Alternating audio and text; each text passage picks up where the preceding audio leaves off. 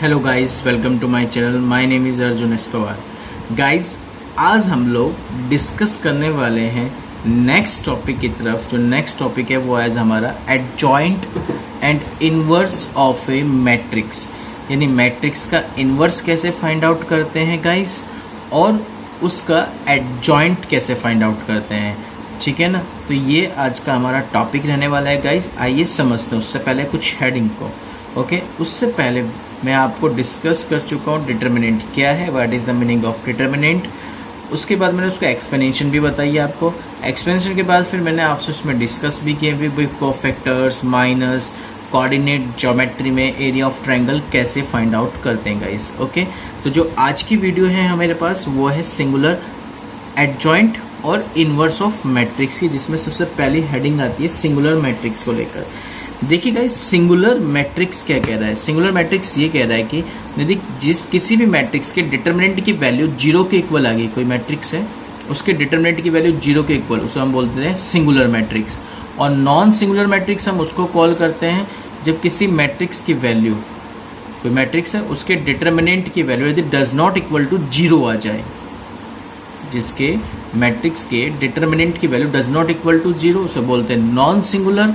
और singular matrix उसे बोलते हैं जब डिटर्मिनेंट की वैल्यू किसके इक्वल आ जाए गाइस, जीरो के इक्वल आ जाए। एग्जाम्पल ये लिखे हुए आपके पास, ए इज इक्वल टू 2 6 1 3, उसका मैंने डिटर्मिनेंट निकाला है इस पूरे मैट्रिक्स का।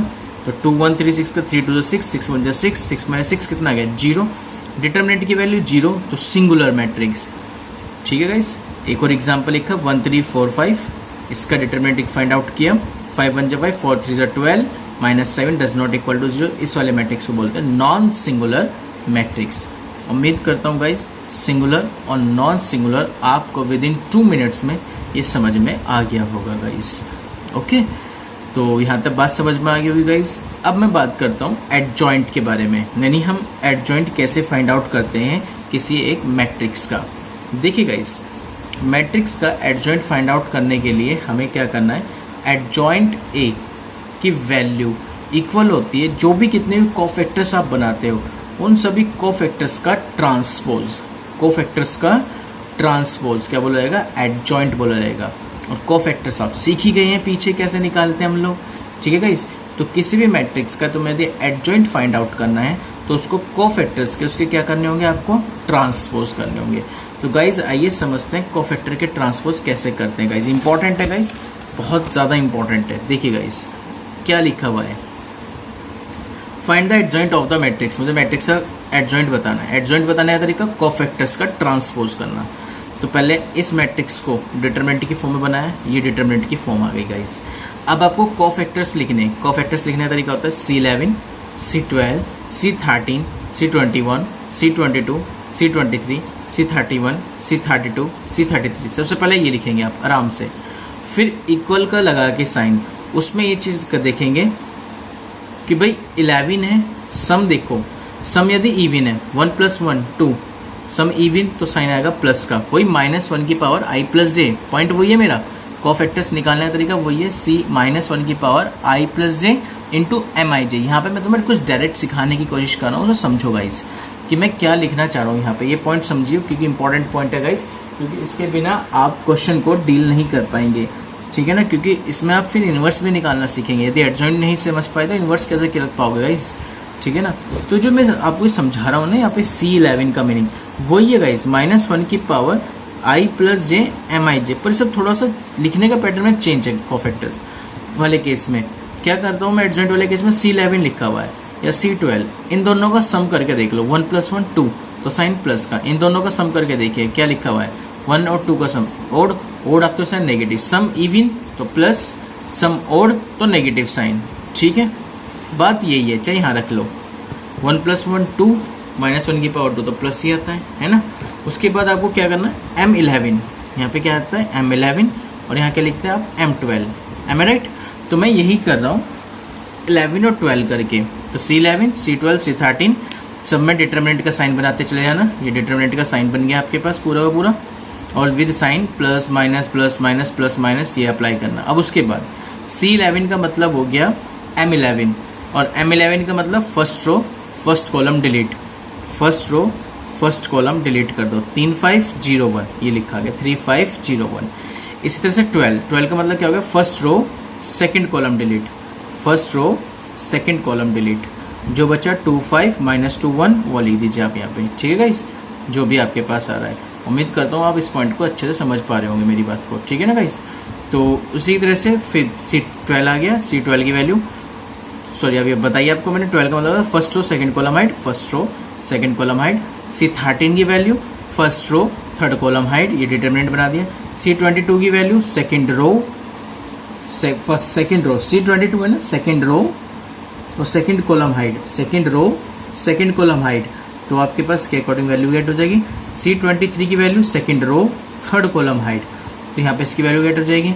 इसी तरह से C31, C32, C33 सबकी वैल्यूज निकाल देंगे, क्योंकि डिटरमिनेंट बना के काम कर रखा आपने। तो downward positive upward negative, downward positive upward negative, downward positive upward negative, downward positive upward negative, सब में ये अप्लाई होगा। कैलकुलेशन आ गई 3 - 03 -12 +6 +1 +5 +2 -11 -1 +5। उम्मीद करता हूँ कि ये पॉइंट भी आप अच्छे से समझ गए होंगे कि कोफैक्टर्स कैसे निकालेगा इस मैंने, क्योंकि इससे पहले वीडियोस मैंने माइनस एंड कोफैक्टर्स पे आपको इजीली करा दी थी गाइस वहाँ पे, ठीक है ना। तो ये फाइंड आउट करने में आपको परेशानी नहीं हुई होगी आई होप गाइस। तो मुझे एडजॉइंट निकालने, पहले तो मैंने कोफैक्टर्स लिख दिए सबको, क्योंकि 11 12 13 इस तरह से लिखे जाते हैं, 11 12 13 21 22 23 31 32 33 ऐसे ही लिखेंगे हमेशा, ध्यान रखना। कोफैक्टर्स लिख दिया, उस पूरे का क्या कर दिया मैंने, ट्रांसपोज कर दिया। ट्रांसपोज करने का मतलब क्या हो गया, ट्रांसपोज का मीनिंग क्या होता है गाइस, मैंने आपको बता भी रखा मैट्रिक्स की कंडीशन में। ट्रांसपोज का मीनिंग होता है रो को कॉलम में, कॉलम को रो में चेंज करना।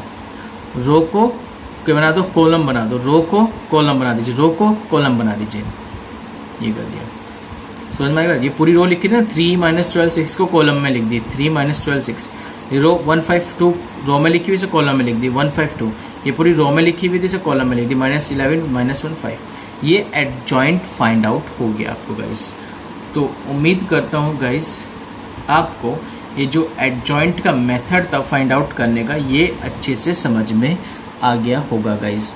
तो गाइस इस तरीके से किसी भी क्वेश्चन का आपको एडजॉइंट निकालना हो तो आप इसी पैटर्न को फॉलो करेंगे, ठीक है गाइस। आइए अब समझते हैं नेक्स्ट पॉइंट को लेकर, हमारा नेक्स्ट पॉइंट क्या है गाइस, लेट्स सी गाइस। देखिए गाइस नोट में कुछ लिखा हुआ है, उस बात को समझते हैं। उसने कहा है कि if A is any given square matrix, आपको कोई ए स्क्वायर मैट्रिक्स गिवन कर रहा है। स्क्वायर मैट्रिक्स मतलब जिसमें रो और कॉलम दोनों सेम होते हैं, जैसे 2x2 का ऑर्डर, 3x3 का ऑर्डर, 4x4 का ऑर्डर, इसे स्क्वायर मैट्रिक्स बोलते हैं गाइस। और उसने कहा ऑर्डर कितने का, यदि n का है, n ऑर्डर का मतलब समझ में आ गया, 2x2 3x3 4x4, उसका ऑर्डर हो गया n/n, यानी रो और कॉलम दोनों सेम हो गए। तो कह रहा है कि प्रॉपर्टी क्या कह रही है, ए एडजॉइंट ए, यानी पहले एडजॉइंट ए निकालो, फिर उसकी मल्टीप्लाई ए से, वो इक्वल होगा एडजॉइंट ए इंटू ए, और ये दोनों इक्वल होंगे determinant of A into I N के। आई क्या है, आइडेंटिटी मैट्रिक्स एन ऑर्डर का, क्योंकि ऑर्डर एन है तो एन ऑर्डर का आइडेंटिटी मैट्रिक्स आएगा। जैसे 2x2 का मैट्रिक्स आएगा तो आइडेंटिटी मैट्रिक्स 2x2 का अप्लाई करेंगे। यदि 3 ऑर्डर का आ रहा है तो आइडेंटिटी मैट्रिक्स 3x3 का अप्लाई करेंगे। समझ में आ गई होगी आपको मेरी बात बहुत अच्छे से, ओके गाइस। जैसे कि बताता हूँ कि आइडेंटिटी मैट्रिक्स देखो यार, समझो पॉइंट क्या है। आइडेंटिटी मैट्रिक्स I2 यदि मैं लिख रहा हूँ तो I2 मतलब 2x2 का आइडेंटिटी मैट्रिक्स मतलब 1 0 0 1। I3 का मीनिंग मैं आपको समझाता हूँ। I3 का मीनिंग कितना होता है, 1 0 0 0 1 0 0 0 1, दैट्स ऑल गाइस। अब आई बात समझ में नहीं आई मेरी, ठीक है गाइस। तो ये लिखा करते हैं हम लोग।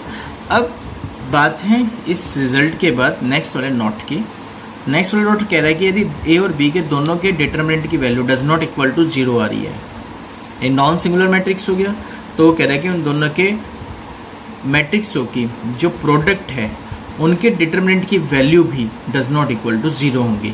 मैट्रिक्स के प्रोडक्ट के डिटर्मिनेंट की वैल्यू भी क्या होंगी, डज नॉट इक्वल टू 0, यानी वे भी नॉन सिंगुलर में ही काउंट होंगी, ओके। अब ध्यान रखेंगे तीसरा नोट, यदि ए बी के दो मैट्रिक्स हैं, दोनों की मैं प्रोडक्ट कर रहा हूँ और उस पूरे पे डिटर्मिनेंट अप्लाई कर रहा हूँ, तो वो कह रहा है कि determinant of A into determinant of B के भी इक्वल होती हैं वैल्यूज़। यानी ए बी की पहले मल्टीप्लाई करके उस पूरे का डिटरमिनेंट फाइंड आउट कर लो, या ऐसे कर लीजिए कि पहले ए मैट्रिक्स का डिटरमिनेंट फाइंड आउट कर लीजिए, फिर बी मैट्रिक्स का डिटरमिनेंट फाइंड आउट कर लीजिए, फिर कैलकुलेट करके आंसर देख लीजिए कि LHS इक्वल टू RHS आ रहा है क्या। ओके गाइस, अब बात करते हैं नेक्स्ट एग्जाम्पल जो आपके सामने लिखा हुआ है गाइस, उसको डू योर सेल्फ आप सॉल्व करेंगे। ईजिली सॉल्व भी हो जाएगा, डोंट वरी, टेंशन मत लेना। नहीं सॉल्व होगा मुझे कमेंट बॉक्स में कमेंट कर देना, नेक्स्ट क्वेश्चन पे वीडियो अलग से बना के आपको शेयर कर दूंगा। ठीक है गाइस, अब देखिए प्रॉपर्टीज वाला पॉइंट है, इससे वेरी इंपॉर्टेंट प्रॉपर्टीज में हमें क्या काम करना होता है गाइस, सबसे इंपॉर्टेंट है गाइस ये सब चीज को समझ के चलना। हम properties of adjoint of A matrix, क्योंकि मैट्रिक्स के एडजॉइंट की प्रॉपर्टीज ये 1 मार्क्स और 2 मार्क्स के लिए इंपॉर्टेंट है गाइस, क्वेश्चंसों के लिए ये प्रॉपर्टीज है, आपको ये याद रखनी है, ये रिमेंबर दैट वाला पॉइंट है। ओके गाइस, क्या कह रहा है कि भाई दो मैट्रिक्स है और भी, जो कि नॉन सिंगुलर मैट्रिक्स है। नॉन सिंगुलर मैट्रिक्स आप समझ गए होंगे कि दोनों मैट्रिक्सों के डिटरमिनेंट की value does not equal to 0 आएगी। सेम ऑर्डर के एन के, यानी मैट्रिक्स स्क्वायर मैट्रिक्स है। देन वो कह रहा है कि एडजॉइंट ए उसका ट्रांसपोज इक्वल टू होगा एडजॉइंट ए का होल ट्रांसपोज। मतलब क्या है इसका मीनिंग समझिए, मैंने क्या समझाया यहाँ पे। देखिए मैंने यहाँ लिखा है एडजॉइंट ए का transpose equal to adjoint A का होल ट्रांसपोज। वो कह रहे हैं कि सबसे पहले या तो पहले आप एक काम करो, ए मैट्रिक्स का ट्रांसपोज निकाल दो, ठीक है, जो ट्रांसपोज करके आएगा उस मैट्रिक्स का एडजॉइंट निकाल दो। पहला पॉइंट समझ में आ गया। ये तो कह रही है LHS। RHS क्या कह रहा है, RHS कह रहा है पहले एडजॉइंट निकालो उस मैट्रिक्स का, जो निकल कर आएगा उस मैट्रिक्स से क्या कर देना, ट्रांसपोज, ये हो जाएगी RHS। तो LHS और RHS आपस में इक्वल आ जाती है, हमेशा ध्यान रखेंगे इस पॉइंट का। तो ये प्रॉपर्टी क्लियर होगी, कह रहे कि एडजॉइंट ए का ट्रांसपोज इक्वल टू होता है एडजॉइंट ए का होल ट्रांसपोज। ये रिजल्ट है, ध्यान रखने डायरेक्ट। ओके गाइस, दूसरा रिजल्ट समझिए मैं क्या समझा रहा हूँ आपको, बहुत इंपॉर्टेंट रिजल्ट है गाइस। एडजॉइंट ऑफ के ए इज इक्वल टू, हमेशा ध्यान रखें, के की power n-1 into adjoint A. के क्या है, कोई भी रियल नंबर हो सकता है। एन क्या था, ऑर्डर था, वो मैं आपको बता चुका, जितने भी ऑर्डर का मैट्रिक्स होगा उसके ऊपर पावर -1 कर देना। तो कह रहा है कि कहने का मीनिंग क्या है, उसका कहने का मीनिंग है कि कोई मैट्रिक्स ए है, पहले उसमें अंदर के की मल्टीप्लाई कर लीजिए, मल्टीप्लाई करके जो आएगा उसका एडजॉइंट फाइंड आउट कर लीजिए। वो किसके इक्वल होगा, जो नंबर कॉफिशिएंट में ए के लिखा था मैट्रिक्स के, उसकी पावर कर देना 2n-1, ऑर्डर की power n-1 into adjoint of A. पहले कह रहा है एडजॉइंट निकाल लो, एडजॉइंट निकालने के बाद जो आएगा उसकी मल्टीप्लाई के की पावर n-1 से कर देना, यानी कांस्टेंट की पावर n-1। n क्या है, ऑर्डर। सपोज दैट मेरा मैट्रिक्स 3/3 का है, तो यानी के की पावर कितनी होगी, 3-1 ये लिखेंगे। यदि मेरा मैट्रिक्स 2/2 का, तो मैं ऊपर क्या लिखूंगा, केवल के की पावर 2-1, क्योंकि सेम ऑर्डर का है ना, तो ऑर्डर को हमने n से डिनोट कर रखा है। तो n कितना केवल हमारे पास 2, तो 2-1। 4/4 का है, तो यानी के की पावर कितनी हो जाएगी, 4-1। आई बस समझ गाइस, सेकंड रिजल्ट भी क्लियर हो गया आपको। ओके, चलते हैं नेक्स्ट रिजल्ट की तरफ गाइस। थर्ड रिजल्ट आपको क्या कह रहा है, सेम थर्ड रिजल्ट समझेंगे गाइस। क्या लिखा हुआ आपके पास, थर्ड रिजल्ट में है, यदि आप adjoint of A B is equal to, हमेशा ध्यान रखेंगे, adjoint of B into adjoint of A. यदि आप ध्यान रखो adjoint of A B find out करना चाहिए, वो कह रहे हैं कि ए और बी की आपस में पहले प्रोडक्ट करो, प्रोडक्ट करके जो आएगा उसका फिर एडजॉइंट निकालो। प्रोडक्ट सिखाऊंगा मैं, डोंट वरी। वैसे आपने सीख भी लिया है मल्टीप्लिकेशन थ्योरम, मल्टीप्लिकेशन वाले चैप्टर में जो मैंने मैट्रिक्स पढ़ा रहा था, उस मैट्रिक्स में मैंने आपको मल्टीप्लाई करनी सिखा रखी है कि दो मैट्रिक्सों की प्रोडक्ट हम कैसे करते हैं गाइस। ये तो कोई कहने की बात नहीं है कि आपको नहीं पता होगा। यदि आपने वो वीडियोज़ नहीं देखी है, मैट्रिक्स की वीडियो प्लेलिस्ट में जाकर आप आसानी से देख सकते हैं, ठीक है। ये लिखा है एडजॉइंट ए बी का मतलब दो मैट्रिक्सों की प्रोडक्ट, दो मैट्रिक्स से पहले प्रोडक्ट करो, जो आएगा उसका एडजॉइंट निकालो। ये तो LHS बोल रहा है। RHS क्या कह रहा है, पहले एडजॉइंट ऑफ बी निकालेंगे, फिर एडजॉइंट ऑफ ए निकालेंगे, फिर दोनों की प्रोडक्ट करेंगे। पॉइंट समझ में आ गया। पहले एडजॉइंट बी के फाइंड आउट करेंगे, फिर एडजॉइंट ए फाइंड आउट करेंगे, जो आएगा उन दोनों की प्रोडक्ट, तो दोनों रिजल्ट LHS = RHS के इक्वल हो जाएगा। क्लियर बात यहाँ तक। ये थी एडजॉइंट ऑफ ए बी के बारे में बात है कि एडजॉइंट ऑफ बी यानी पहले बी लिखा जाएगा फिर ए। गलती मत कर देना, शुरू में ए लिख दो बाद में बी, गलत हो जाएगा आंसर, बिल्कुल रॉन्ग आएगा। जैसा लिखा हुआ रिजल्ट एज इट इज ही याद करना है, इसमें अपने दिमाग लगाने की जरूरत नहीं है ज़्यादा, ठीक है गाइस। जैसे बता रहा हूँ एज इट इज ऐसे ही इस बात को समझ के चलें। उसके बाद अपने दिमाग के घोड़े दौड़ाने हैं आपको, ठीक है गाइस, समझ गए इस बात को। चलते हैं नेक्स्ट प्रॉपर्टी की तरफ। नेक्स्ट प्रॉपर्टी आपको क्या समझाने की कोशिश कर रही है गाइस, ये कह रही है कि यदि एडजॉइंट ए का आपको डिटर्मिनेंट फाइंड आउट करना है, एडजॉइंट ए का आपको डिटर्मिनेंट फाइंड आउट करना है, तो कैसे फाइंड आउट करेंगे आप, उसकी वैल्यू होती है डिटर्मिनेंट ए की पावर n-1 के। उसकी वैल्यू क्या होगी, डिटर्मिनेंट ए की पावर n-1 के। इट मीन्स पहले एडजॉइंट ए फाइंड आउट करो, जो आएगा फाइंड आउट करके उसका डिटर्मिनेंट फाइंड आउट करो, डिटर्मिनेंट करने के बाद जो आएगा वो तो होगी LHS। RHS क्या कह रही है कि पहले डिटर्मिनेंट ए फाइंड आउट कर लो, जो आ रहा है उसकी पावर n-1 कर देना, जो भी आएगा उसकी पावर क्या कर देना, n-1। उम्मीद है कि आप दोनों को अभी रिजल्ट समझ में आ गया और इंपॉर्टेंट रिजल्ट है ये कि एडजॉइंट ए का whole determinant is equal to the determinant A की पावर n-1। उम्मीद करता हूँ ये भी रिजल्ट आपको अच्छे से क्लियर हो गया होगा गाइस, ठीक है।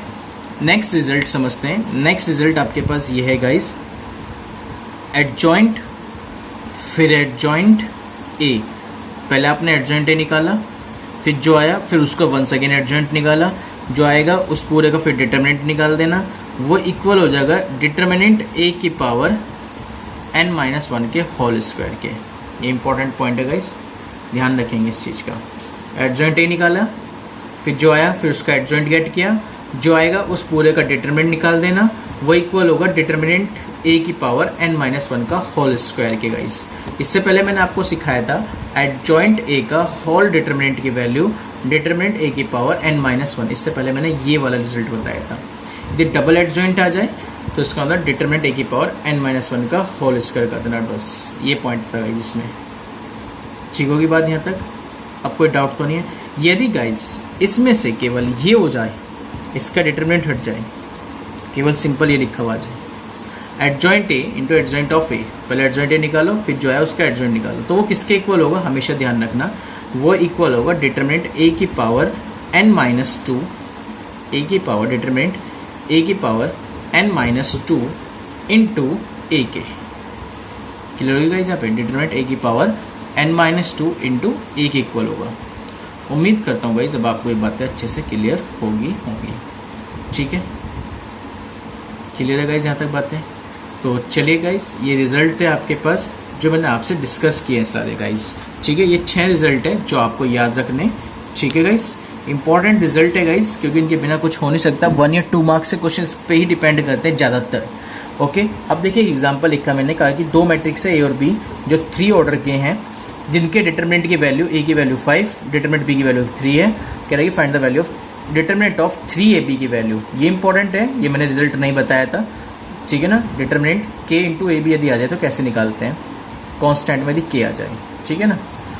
हाँ, तो मैंने एडजॉइंट पे सिखा रखा आपको ये वाला पॉइंट, तो लेकिन डिटर्मिनेंट में आ जाए तो कैसे करते हैं, तो ध्यान रखेंगे डिटर्मिनेंट ऑफ के ए इज इक्वल टू के की पावर n डिटर्मिनेंट ऑफ ए के इक्वल होता है। ये फॉर्मूला है, याद रखना है कि डिटर्मिनेंट ऑफ के ए इज इक्वल टू के की power n of determinant of A होता है।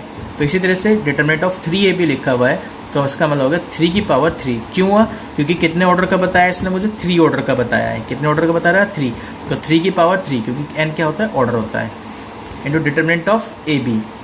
और डिटर्मिनेंट ऑफ ए बी को लिखने का तरीका मैंने आपको सिखा रखा, determinant of A into determinant of B. आज ही बताई थी बात, ये लिखी हुई ऊपर हो गया आपके पास, ये लिखी हुई है determinant of A B determinant of A determinant of B के इक्वल होता है, ठीक है। वैल्यू पुट कर दीजिए, क्योंकि डिटर्मिनेंट ए की वैल्यू पता, डिटर्मिनेंट आपको बी की वैल्यू पता, सॉरी डिटर्मिनेंट ऑफ ए की वैल्यू पता, डिटर्मिनेंट ऑफ बी की वैल्यू भी आपको पता है। कैलकुलेट करके आंसर आ गया 405। ओके गाइस, उम्मीद कर रहा हूँ कि आप इन बातों को अच्छे से समझ रहे होंगे। नेक्स्ट है, if A is a matrix of order 3 and determinant A की वैल्यू 4, तो then find the value of adjoint of A का होल डिटर्मिनेंट। आज ही सीखा है, एडजॉइंट ऑफ ए का होल डिटर्मिनेंट का मतलब डिटर्मिनेंट ए की पावर n-1, डिटर्मिनेंट ए उसने मुझे दे रखा कितना है 4 की पावर n-1, n ऑर्डर कितने का, 3 ऑर्डर का है, तो 3-1 यानी 4 की पावर 2, कितना गेट होगा गाइस, 16। तो उम्मीद करता हूँ गाइस जो आज का केस था हमारे पास, एक तो हमने एडजॉइंट निकालना सीखा और एडजॉइंट की कुछ प्रॉपर्टीज को अच्छे से समझा है गाइस। ओके, ये तो आज का टॉपिक केवल हमारा एडजॉइंट को लेकर था। कल यानी नेक्स्ट वीडियो में मैं डिस्कस करूँगा इसको इन्वर्स कैसे फाइंड आउट करते हैं गाइस।